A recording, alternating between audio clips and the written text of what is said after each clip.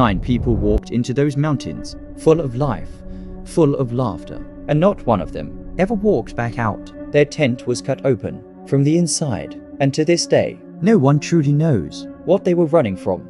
It was January 1959. The Soviet Union was a different world back then. Cold, quiet, controlled. People didn't ask too many questions, and when something went wrong, the government had a way of making sure the answer stayed buried. But this story, this one refused to stay buried. It started with 10 young people, students, hikers, friends. They were part of a sports club at the Ural Polytechnic Institute in Sverdlovsk, deep in the heart of Russia. These weren't casual hikers. They were trained, experienced, the kind of people who laughed at bad weather and called it character building. Their leader was a man named Dyatlov, 23 years old, smart, methodical, calm under pressure. Everyone trusted him. He was the kind of person who made everyone around him feel like everything was going to be fine. And for the first few days, it was. The group planned to ski through the northern Ural Mountains, a route categorized as Grade 3. It wasn't a casual weekend trip, it was a serious expedition. Weeks of planning had gone into it. Equipment lists, food rations, emergency protocols. On January 25th, they boarded a train from Sverdlovsk. There were 10 of them then, laughing, taking photographs, writing in their diaries. One of the hikers, Zinaida Kolmogorova, wrote about how excited she was, how much she loved these trips. She had no idea those would be some of the last words she ever wrote. Along the way, one member of the group, Yuri Yudin, fell ill. His joints ached. He made the painful decision to turn back. He hugged his friends goodbye.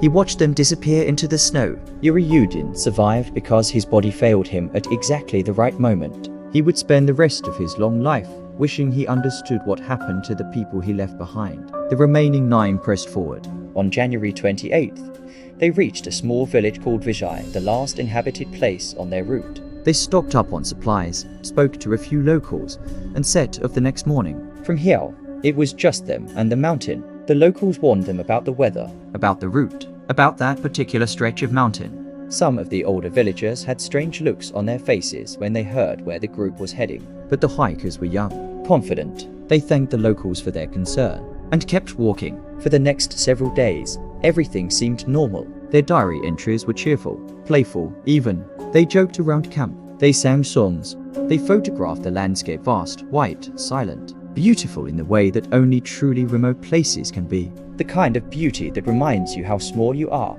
On the evening of February 1st, they set up camp on the slope of a mountain called Kolat Sayakl. In the local Mansi language, that name has a meaning. It means dead mountain. They could have moved to a safer location, a forested valley, just 1.5 miles away. It would have offered shelter from the wind, protection, warmth. But Igor Dyatlov made the decision to stay on the open slope. Perhaps he wanted to practice camping in difficult conditions. Perhaps he felt the weather wasn't bad enough. Perhaps he simply made a call that any experienced hiker might have made. Nobody knows for certain. What we do know is that sometime that night, something happened. Something that made 9 trained, experienced, rational human beings do things that made absolutely no sense. When they didn't return on schedule, people waited. At first, nobody panicked. These were experienced hikers. Delays happened. Weather happened. The mountains had a way of slowing things down. The group had even told their families not to worry. Igor Dyatlov had specifically said he expected to return around February 12th, maybe the 14th at the latest. February 12th came. Nothing. February 14th. Nothing. By February 20th, the families could no longer pretend everything was fine. They contacted the university. The university contacted the authorities, and on February 26th, a search party finally reached the camp on the slope of Dead Mountain. What they found made no sense. The tent was still there, partially buried under snow, but still standing. From a distance, it might have looked almost normal, like the hikers had simply stepped away for a moment. But when the rescuers got closer, they saw it. The tent had been cut open from the inside. Multiple long, deliberate slashes, the kind you make when you need to get out right now, and you can't wait to unzip the entrance.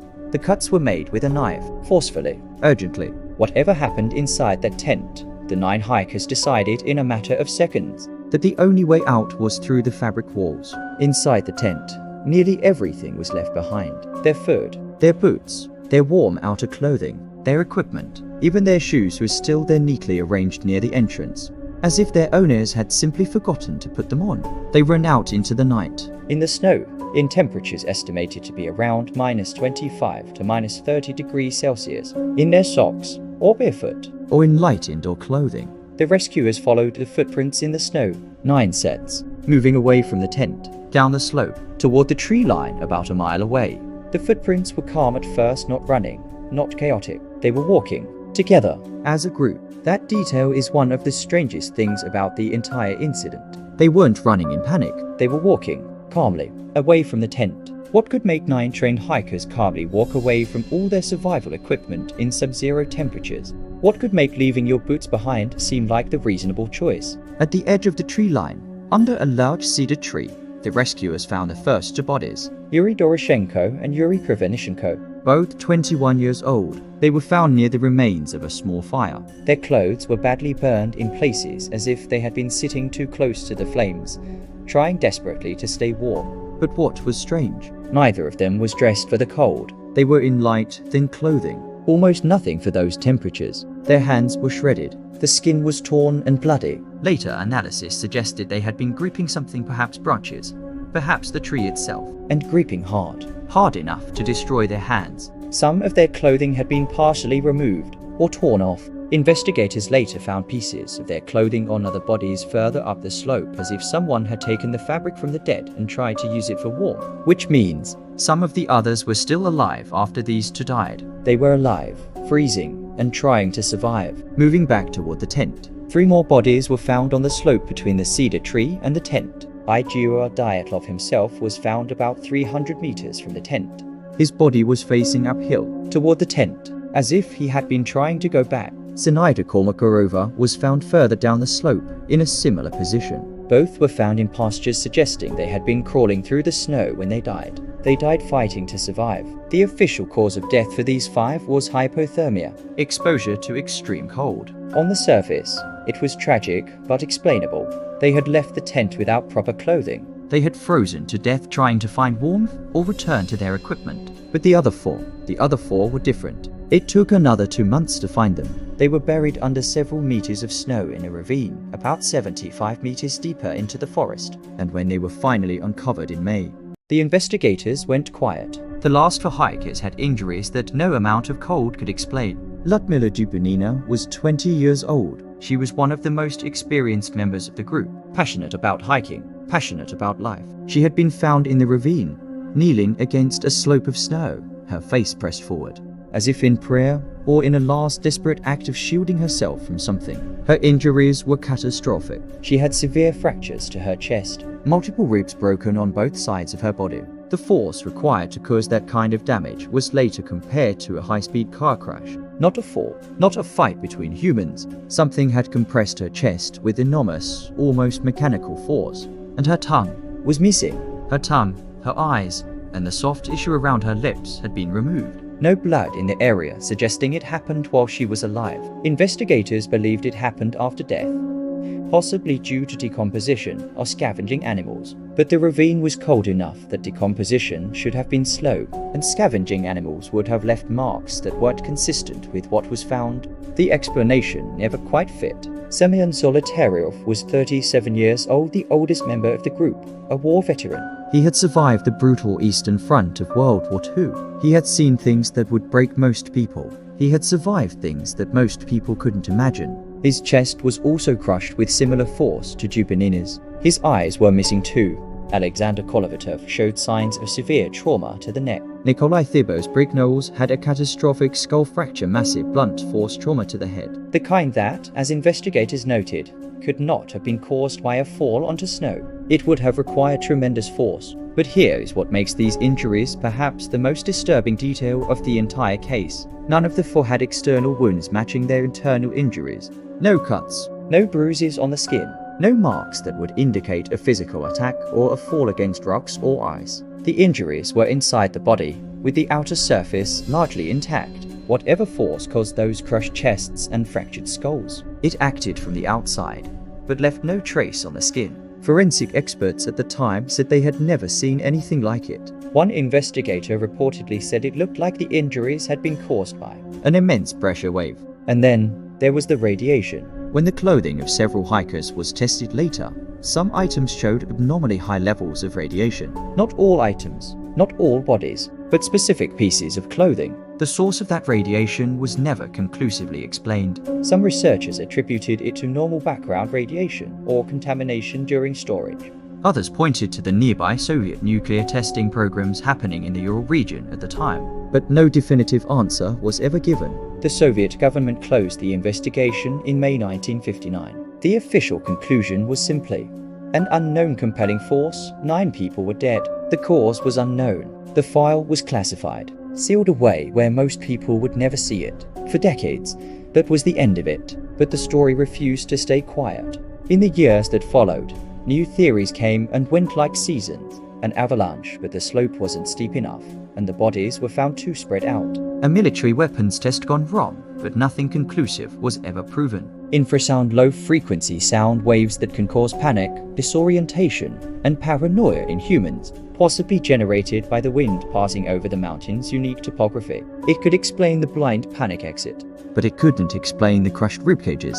Ball lightning, a Soviet secret weapon, a Yeti, UFOs. All of these theories exist. All of them have been argued seriously by someone at some point. In 2019, Russian authorities reopened the investigation. After months of analysis, they announced their official conclusion: a slab avalanche, a specific type of snow collapse that could generate tremendous pressure without leaving typical surface wounds. Many researchers accepted this. It was a plausible scientific explanation, even if rare. But others pointed to the problems. The weather records from that night didn't clearly support avalanche conditions. The tent hadn't been buried in the way you'd expect from a snow slab. The bodies were found in patterns that didn't quite match an avalanche scenario. And perhaps most troubling of all, 9 people with this level of experience would have known how to respond to an avalanche. They would have dug out, retrieved their gear, and survived. They had done difficult things before. Instead, they ran. They walked calmly away from everything that could save them. And some of them died in ways that still have no clear explanation. Yuri Yudin, the only survivor, the man who turned back because of aching joints, lived until 2013. He spent his entire life trying to understand what happened to his friends. He visited the scene. He studied the files. He met with investigators and researchers for decades. He never found an answer. In one of his last interviews, he said something quietly devastating. He said that he had accepted he would die without knowing the truth. That whatever happened on that slope on the night of February 1st, 1959, it took its secret with it into the snow. The mountain is still there. Kolod Syakul. Dead mountain, rising out of the Ural wilderness the same way it always has. Cold, silent, indifferent. Hikers still go there. Some go out of curiosity. Some go out of respect. There is a monument now, near the pass, with the faces of all 9 carved into stone. They look young in those photographs, happy, like people who had no idea what was coming. And sometimes, when the wind moves a certain way across that slope, it sounds almost like breathing. We tell ourselves there's an explanation for everything. We tell ourselves that science will eventually fill every gap, answer every question, close every dark door that history has left open. But then we look at those 9 faces on that monument, and we remember that they were the experts. They were the ones who knew the mountains. They were the ones who had survived hard things before. And something on that mountain, on that night, something made them cut through their own tent and walk barefoot into -30-degree darkness. And not one of them ever told us why.